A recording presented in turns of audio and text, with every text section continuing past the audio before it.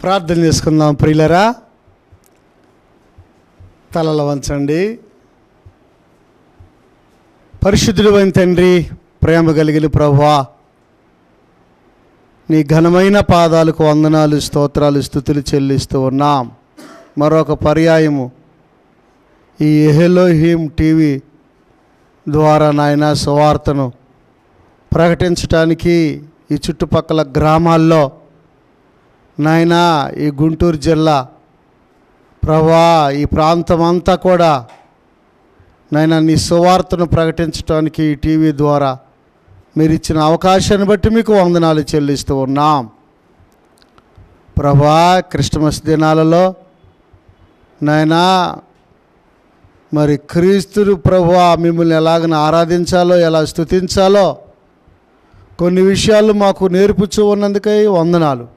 నామకార్థముగా ఆచరించకుండా భయభక్తులతో ప్రభా, విశ్వాసముతో, పూర్ణ హృదయంతో, పూర్ణాత్మతో ప్రభా మరి నిన్ను ఆరాధిస్తూ, నిన్ను స్తుతించి, నిన్ను గణపరిచే భాగ్యం మాకు దయచేయండి. మారిన మనసుతో నిన్ను వెంబడించే భాగ్యము దయచేయండి ప్రభా. మానవుల్లో ఉన్న యుక్తి కుయుక్తి తొలగించి ఈ సమయంలో నన్ను మీ సిలువ చోటును మరుగుపరుచుకుని మీరే వాడుకోమని యేసు నామములో అడుగుచున్నాము తండ్రి, ఆమేన్. ప్రియులరా, మరొక పర్యాయము ఎలోహిం టీవీ ద్వారా సువార్త ప్రకటించడానికి దేవుడు అవకాశం ఇచ్చి ఉన్నారు. మరి క్రిస్మస్ దినాల్లో క్రీస్తుని మనం ఎలా ఆరాధన చేయాలి, ఎలా స్తుతించాలి, ఎలా గణపరచాలి, ఎలాగనా ఆయన ఇందు భయభక్తులు కలిగి ఉండాలి. చాలామంది పండగ వాతావరణంలో ప్రియులరా బైబిల్ చదవటం మానేస్తారు. మరి గుడికి వెళ్ళడం మానేస్తారు. అదేంటంటే కొంచెం బిజీగా ఉన్నామండి అని అంటూ ఉంటారు. కనుక ఉదాహరణకి యేసుక్రీస్తు ప్రభు చిన్న వయసులో మరి పర్ణశాల పండగకో ఏదో మొత్తానికి యేసేపు గారితో మరియమ్మ గారితో ఆయన పండుగకి వెళ్ళినప్పుడు తిరిగి ఆ పండగ ముగించుకొని తిరిగి వస్తూ ఉండగా ప్రభువుని వారు ఏం చేశారు, గమనించకుండా 3-4 దినాలు ప్రయాణం చేశారంటండి. బైబిల్లో మనం చూస్తే మరి ఒక దినమో ఏమో ఉంది. అంత ప్రయాణం చేస్తే తీరా చూసుకుంటే ప్రభు లేడు. అయ్యో ప్రభు లేడే, అయ్యో అయ్యో అయ్యో అని లబోదీపం అనుకుంటా అసలు చోటుకెళ్ళి మందిరంలోకి వెళ్ళి చూస్తే యేసు ప్రభు వారు దేవాలయంలో ధర్మశాస్త్రాన్ని చేతపట్టుకొని యెషయా గ్రంథాన్ని వివరిస్తూ ఉన్నట్లుగా పరిశుద్ధ గ్రంథంలో మనం చదువుతున్నాం. ప్రభువా ప్రభువా ప్రభువా, అయ్యా అయ్యా మరి మాకు చెప్పకుండా వచ్చేవేంటయ్యా, ఏంటయ్యా నువ్వు వస్తున్నావు అనుకున్నాము, మేము కూడా చాలా దూరం వెళ్ళిపోయాము, ఏంటయ్యా అంటే ప్రభువారు ఏమన్నారు, నా తండ్రి పని మీద నేనున్నానని మీకు తెలియదా?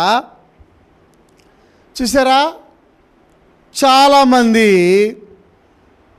అసలు దేవుని చిత్తాన్ని మరిచి దేవుని యొక్క భయాన్ని, దేవుని యొక్క మనస్సాక్షిని, దేవుని యొక్క మరి చిత్తాన్ని విడిచి వెళ్ళిపోతూ ఉంటారు, ప్రయాణం చేస్తూ ఉంటారు. అదేమంటే భక్తి చేస్తున్నామండి, అదేమనంటే పండగ చేస్తున్నామండి, అదేమనంటే నామకార్థపు పండగలు ఆయనకు ఇష్టము లేదు. మరి దేవుని చిత్తం ఏంటి అని మనము బైబిల్లో మనం చూస్తే ప్రియులరా, బైబిల్లో మనం చూస్తే ఫిలిప్పీలకు రాసిన పత్రిక ప్రియులరా 2వ అధ్యాయము 6వ వచనం, ఆయన దేవుని స్వరూపము కలిగిన వాడయుండి, ఆయన ఎవరి స్వరూపము? దేవుని స్వరూపము. ఆయనే దేవుడు. యేసు ప్రభువారు సర్వాధికారి అయిన దేవుడు. రోమాపత్రికలో 9వ అధ్యాయంలో ఉంటుంది. ఆయన సర్వాధికారి అయిన దేవుడు. మరి ఆ దేవుడు ప్రియులరా ఎలాగా తగ్గించుకొని వచ్చినారండి భూలోకానికి? దేవునితో సమానముగా ఉండుట విడిచిపెట్టకూడని భాగ్యమని ఎంచుకొనలేదు, కానీ మనుషుని పోలికగా పుట్టి దాసుని స్వరూపమును ధరించుకొని తను తనే రిక్తునిగా చేసుకొనెను. ఎందుకలాగా మనుషుని పోలికగా పుట్టవలసి వచ్చింది? దేవుడు మనుషుని పోలికగా ఎందుకు పుట్టాడంటే, మానవ జాతిని అంతటిని రక్షించటానికి, మరణము నుండి తప్పించటానికి. మానవ జాతి ఆజ్ఞాతిక్రమించి పాపము చేయగా పాపము పరిపక్వమై మరణము కనును. ప్రియులరా, మానవ జాతి ఎటువైపు వెళ్తున్నాయి? మరణానికి వెళ్ళిపోతున్నారు. ఏమండి, అక్కడ అగ్ని ఆరదు, పురుగు చావదు. చనిపోయిన తర్వాత మానవుని ఆత్మ నిత్య అగ్నికి వెళ్ళిపోద్ది ప్రభుని ఎరకపోతే. అయితే ఆ నిత్య అగ్ని ఆ మరణము నుండి, ఆ ఘోరమైన నరకము నుండి తప్పించటానికి యేసుక్రీస్తు ప్రభువారు మనుషుని పోలికగా పుట్టి రక్త మాంసములు ధరించి, ఏమండి, శరీరధారిగా ఈ లోకానికి బెత్లెహేములో పశువుల పాకలో ఆయన జన్మించినారు. ప్రభునందు ప్రియ దేవుని పిల్లరా, వదకు తేబడిన గొర్రె పిల్ల కనుక నీ పాపాలన్నీ ఆయన తీసుకొని ఆయన నీతి మనకివ్వటానికి ఆయన ప్లాన్ చేశారు. చూసారా? ఏ పాపి నశించిపోవటము దేవునికి ఇష్టము లేదు.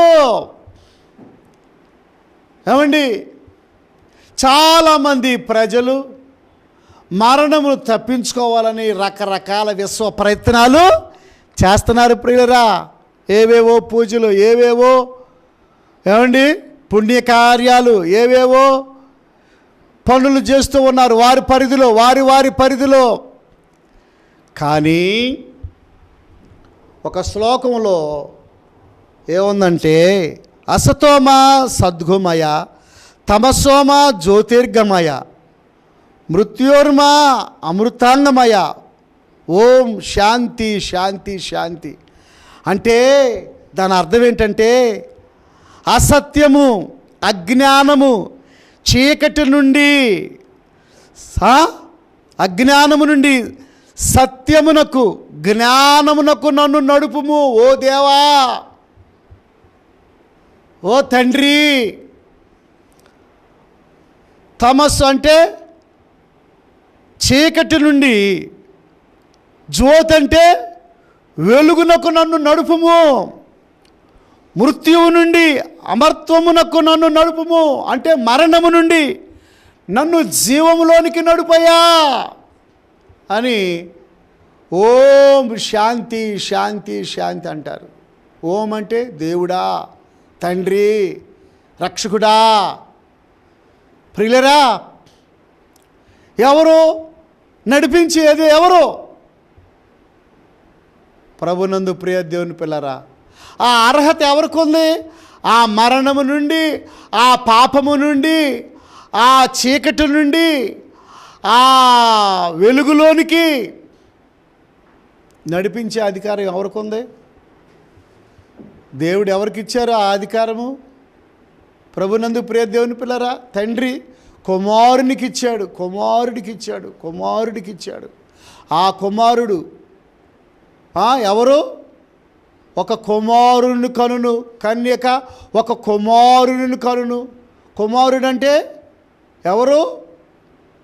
క్రీస్తు ప్రభువారు. అతనికి యేసు అని పేరు పెట్టుదురు. యేసు అనగా రక్షించువాడు. దేని నుండి రక్షిస్తాడు? నిత్యాగ్ని నుండి, నరకము నుండి, మరణము నుండి, వ్యాధి నుండి, ఇరుకుల నుండి, ఇబ్బందుల నుండి, సమస్యల నుండి, శోధనల నుండి ఆయన రక్షించే అధికారము కలిగిన వాడు. పాపాత్మురాలైన స్త్రీ పాపము చేత పట్టబడి ఉన్నప్పుడు, ప్రియులరా, ధర్మశాస్త్ర ఉపదేశకులు, పరిసయ్యులు, శాస్త్రులు, సద్దుకయ్యులు రాళ్ళు చేత పట్టుకొని ఆమెని చంపాలని ధర్మశాస్త్రంలో రాయబడి ఉన్నది కదా. పాపము చేత పట్టబడిన స్త్రీ మరణానికి అర్హురాలని, ఆమెను రాళ్లతో కొట్టి చంపాలని దేవుడే చెప్పాడు, ఆయనే రాశాడు. అయితే ఆ రాసిన ఆయన దగ్గరికి వెళ్ళింది. అయ్యా అయ్యా అయ్యా, నన్ను రాళ్లతో కొట్టి చంపుతున్నారు అయ్యా, నన్ను ఏం చేయమంటాయా, నన్ను రక్షించయ్యా, నన్ను ఈ చీకటి నుంచి, పాపం నుండి నన్ను కాపాడయ్యా, ఈ మరణం తప్పించాయా అంటే యేసుక్రీస్తు ప్రభువారు ఏమండి నేల మీద తన వ్రేలుతో రాయిచు ఉన్నాడు. ఏమి రాయిచున్నాడో ఏమండి? నేను అనుకుంటున్నా, మీలో పాపము లేనివాడు మొదట రాయేయండి అని రాసేడేమో ఆ భాషలో. ఏమండి? అది చదివిన వాళ్ళందరూ, చిన్నోళ్ళ నుంచి పెద్దోళ్ళ వరకు అందరూ పాపులేగా, ఏ భేదం లేదు. అందరూ పాపము చేసి దేవుడు అనుగ్రహించు మహిమను పొందలేకపోతున్నారని దేవుని యొక్క వాక్యంలో ఉంది కదా. వాళ్ళు ఏం చేశారు? ఆ వాక్యం చదువుకొని రాళ్ళు కింద వేశారు. ఆమె మీద వేయాల్సింది ఆ రాళ్ళని ఏం చేశారు? కింద వేశారు. ప్రియులరా, ధైర్యం లేదు, ఆమెను కొట్టే ధైర్యం లేదు, ఆమెను మీద రాయేసే వారి దగ్గర నీతి లేదు. ఏమండి? అందరూ పాపులే. ఏం చేశారు? యేసుప్రభు వారు ఆమెతో మాట్లాడి, అమ్మా నీకు ఎవరు శిక్ష విధించలేదా? లేదు ప్రభా, నేను నీకు శిక్ష విధించను, నీవు ఇక పాపము చేయవద్దు.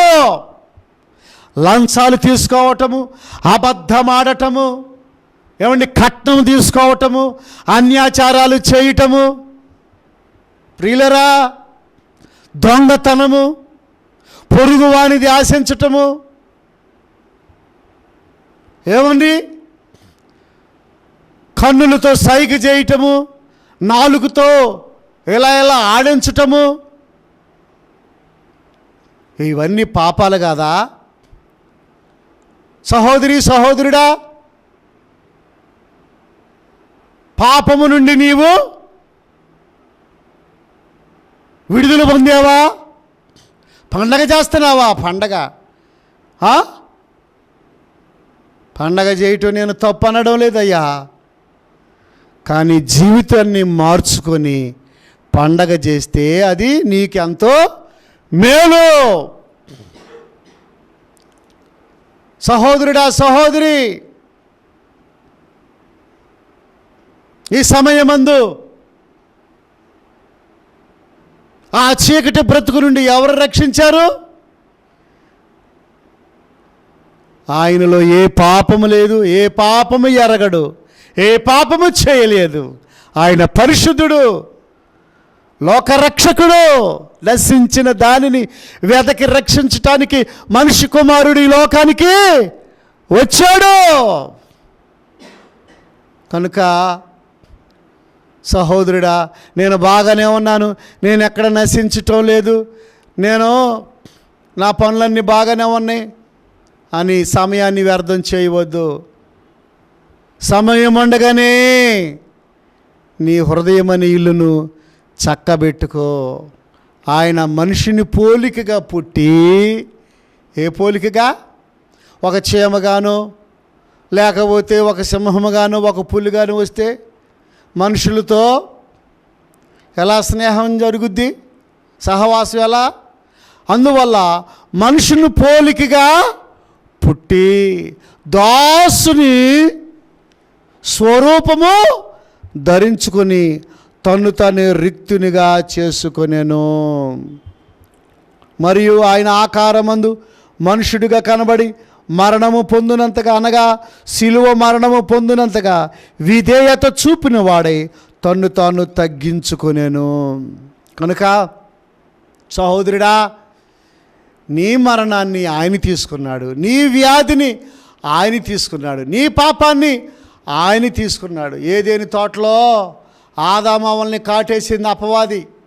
అంటే దాని అర్థం ఏంటంటే, ఆదాము అవ్వలను వాడు మోసగించి తినగూడని పండు తినిపించి అపరాధిగా, పాపిగా, దోషిగా నిలబెట్టేసేసింది. అప్పుడు యేసు ప్రభువారు మానవ జాతి కొరకు ఏమండి ఆదాము దోషము అంతము చేయటానికి అవనిలో భూమి మీద ఏమండి మనుషుని పోలికగా పుట్టాడు. ప్రియులరా, ఆ రోజు ఆ సమయంలో ఆదాము అవ్వల పాపములను ప్రాయశ్చిత్తం చేయటానికి ఒక గొర్రె పిల్లను వధించి వారి యొక్క పాపమునకు ప్రాయశ్చిత్తము చేసి వారికి చర్మపు చొక్కాయలను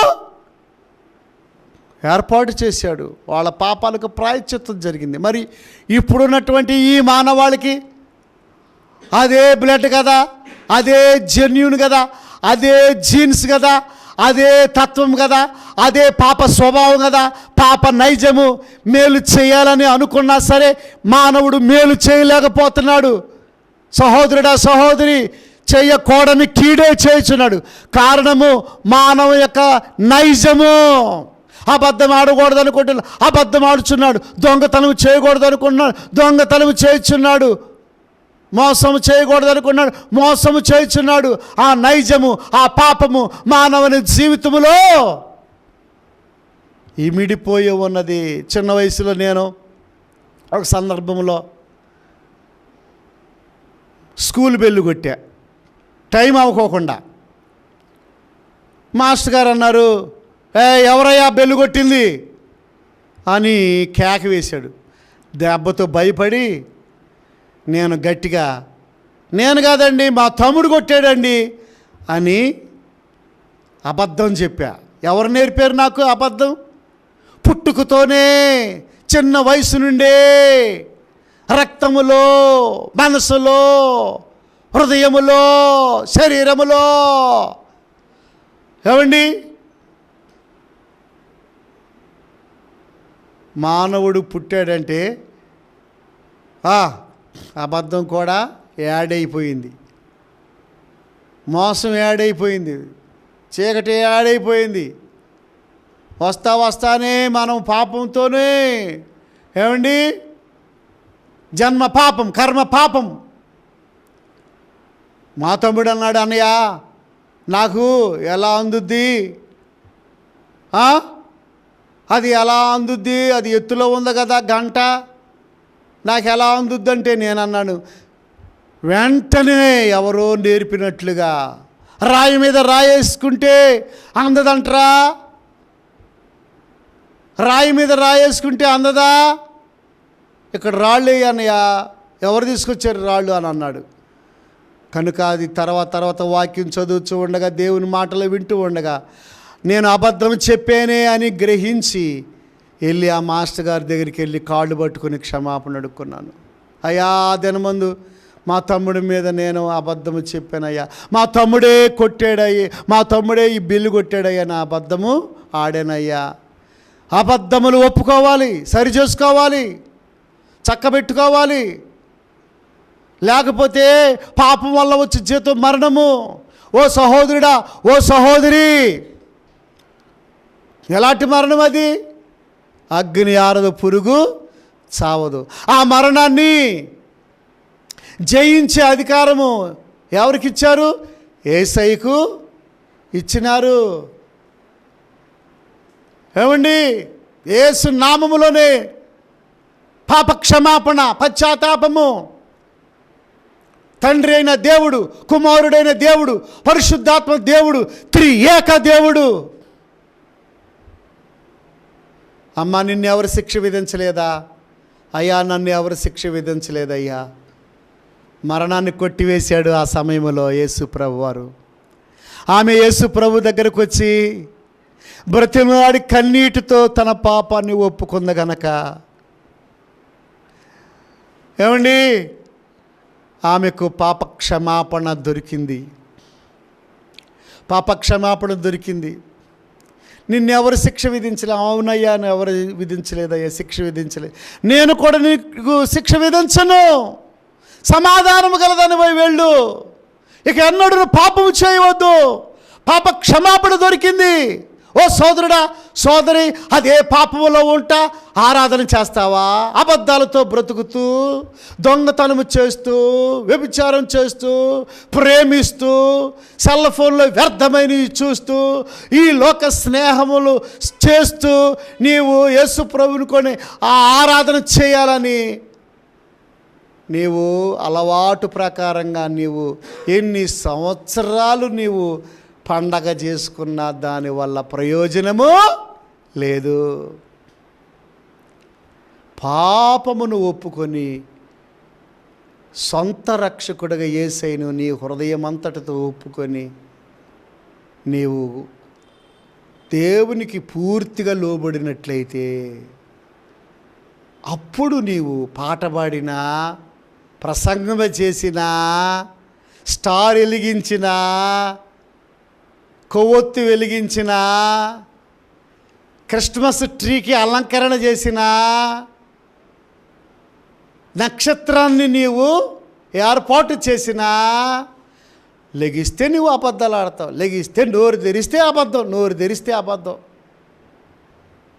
గుడికి రావు, గుళ్ళో కూర్చోవు, ప్రార్థన చేయవు, పరిచర్య చేయవు, ఇసుక్కుంటావు, కొక్కరిస్తావు, వ్యర్థంగా మాట్లాడతావు, తిరుగుబాటు చేస్తావు, తల్లిదండ్రులు దూషిస్తావు. సోదరుడా, సోదరి, ఎప్పటికైనా రేపేమి సంభవించును ఎవరికి తెలియదయ్యా. ఎప్పటికైనా నీవు తీర్మానం చేసుకో. ఓ మరణమా, నీ ముల్లెక్కడా? ఓ మరణమా, నీ విజయం అక్కడా? మరణపు ముళ్ళును యేసయ్య ఏం చేశాడు? విరిచివేశాడు. యేసయ్య అడ్డుపడ్డాడు. మానవ జాతికి అడ్డుపడి, ఏమండి, నీవు నేను పొందవలసిన దెబ్బలు. ఒక జడ్జి ఉన్నాడంట, జడ్జికి ఒక కుమారుడు ఉన్నాడంట. ఆ కుమారుడికి ప్రియులరా తల్లిదండ్రులకు చెప్పుకోకుండా బయటికి బైక్ వేసుకెళ్ళి స్పీడ్గా తోలి ఒకడిని గుద్దేతే ఆడికి గాయాలయ్యి పోలీసు వాళ్ళు పట్టుకున్నారు. ఆ వ్యక్తిని స్పీడ్గా బానిచ్చినందుకు ఒక ఫైను, తర్వాత అతన్ని గుద్దినందుకు ఒక ఫైను, తర్వాత అతన్ని గాయపరిచినందుకు దాదాపు ఒక 50 కొరడా దెబ్బలు. చూడండి ప్రియులరా, జడ్జి గారి కొడుకు పోలీసులు తీసుకొచ్చి కేసు పెడితే అది కోర్టుకి వెళ్ళింది. కోర్టులో నిలబడ్డాడు ముద్దాయిగా. మా నాన్నే కదా జడ్జి, దాన్ని అటు అటు ఇటు ఇటు తిప్పుతాడు, ఎలాగైనా నేను ప్రియమైన ఏకైక కుమారుణ్ణి అని అనుకున్నాడు మనసులో. జడ్జి తీర్పిచ్చాడు, ఇతనికి లైసెన్స్ లేకుండా నడపటం ఒక కేసు, రెండోది స్పీడ్గా పోవటం మరొక కేసు, అతనికి గాయాలు దెబ్బలు తగలటం వెళ్ళి గుద్దటం అదో కేసు. మొత్తం దాదాపు ఒక 50,000 జరిమానా వేశారు. వేసి ఒక 50 దెబ్బలు, కొరడా దెబ్బలు. వెంటనే జడ్జి తీర్పు తీర్చాడు. 50,000 కట్టాల్సింది ఫైన్, గవర్నమెంట్కి కట్టాల్సింది ఫైన్, అతని దెబ్బలు తిన్న ఆయనకి కట్టాల్సిందే, అతనికి ఖర్చు భరించాల్సిందని తీర్పు తీర్చాడు. 50 కొరడా దెబ్బలు అని తీర్పు తీర్చాడు. కిందకు వచ్చాడు జడ్జి. వెంటనే ఆ జడ్జి షర్టు, ఆ కోటు తీసి పక్కన పెట్టాడు. తన చేతిలో ఉన్న పెన్ను తీసుకున్నాడు, చెక్ మీద సంతకం పెట్టాడు. 50,000 కట్టాడు. తండ్రి కట్టాడు. కోర్టు బయటకు వచ్చి 50,000 కట్టాడు. మరి 50 దెబ్బలో అయ్యా వాడు చిన్నవాడు, వాడికి తెలియక వాడు తొందరపడి నడుచుకున్నాడు. వాడిని కొట్టాల్సిన దెబ్బలో నన్ను కొట్టండి అని ఏం చేశాడు? తన వీపుని అప్పగించాడు. ప్రభునందు ప్రియ దేవుని పిల్లరా, 50 దెబ్బలు కొట్టుచూ ఉండగా పిల్లవాడు, అయ్యో నన్ను బట్టే కదా, నా పాపాన్ని బట్టే కదా నా తండ్రి ఇలాంటి దెబ్బలు తెలాల్సి వచ్చింది అని దయతో నన్ను క్షమించు డాడీ అని, ఇంకా మీకు చెప్పకోకుండా నేను ఏ పని చేయను, దయతో నన్ను క్షమించండి అని క్షమాపణ అడిగి పశ్చాత్తాపడి మారు మనసు పొందాడు. ప్రభునందు ప్రియ దేవుని పిల్లరా, క్రిస్టమస్ అంటే నీ పాప భారాన్ని ఆయన మోయటానికి వచ్చాడమ్మా. సమయం లేదు, ఇప్పటికైనా ఎంత ఘోర పాపిపోయినా ఆయన మీదయ్యి ఆయన నీకు సహాయము, నీకు సమాధానం ఇస్తాడు. నీవు భయపడొద్దని చెబుతాడు, నీకు నెమ్మది దొరుకుద్దని చెబుతాడు, దర్శనం దొరుకుద్ది, కల వచ్చుద్ది, స్వర వినబడుద్ది. దేవుని పాదాలు పట్టుకో, అలాగ జరుపుకో పండగ. ప్రభు నీకు సహాయము చేస్తాడు. ప్రార్థన చేసుకుందాం.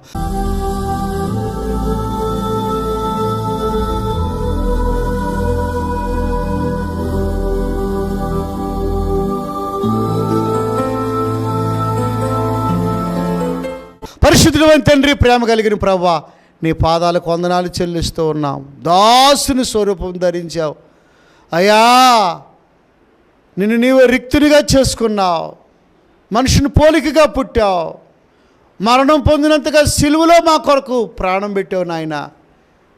ఇంకేం కావాలయ్యా? మాకు కావాల్సింది అన్నీ ఇచ్చావు. ఎంత భాగ్యం ఇచ్చావు నాయన. తండ్రి, మేము ఇంకా నాయన తెలుసుకోలేకపోతున్నాం. ప్రభా, ఈ పరిచర్యను దీవించండి, ఈ మాటలు అనేకులకు దీవెనకరంగా చేయండి. ఈ హెలోహిమ్ టీవీ పరిచర్యను కూడా దీవించండి. షిలోహ్ ఎవెంజెలికల్ ఫెలోషిప్ను కూడా ఆశీర్వదించండి. మీ నామానికి మహిమ తెచ్చుకోమని, మహిమ ఘనత ప్రభావములు మీకు ఆరోపించండి. క్రిస్టమస్ సందేశాన్ని అనేకులు విని మేలు పొందుకోవడానికి సహాయం చేయమని యేసు నామములో అడుగుచున్నాము తండ్రి, ఆమేన్. తండ్రి ప్రేమ, కుమారుని కృప, పరిశుద్ధాత్మ సహాయము కూడిన మనకు సకల పరిశుద్ధులకు సదాకాలము తోడైండును గాక. ఆమేన్.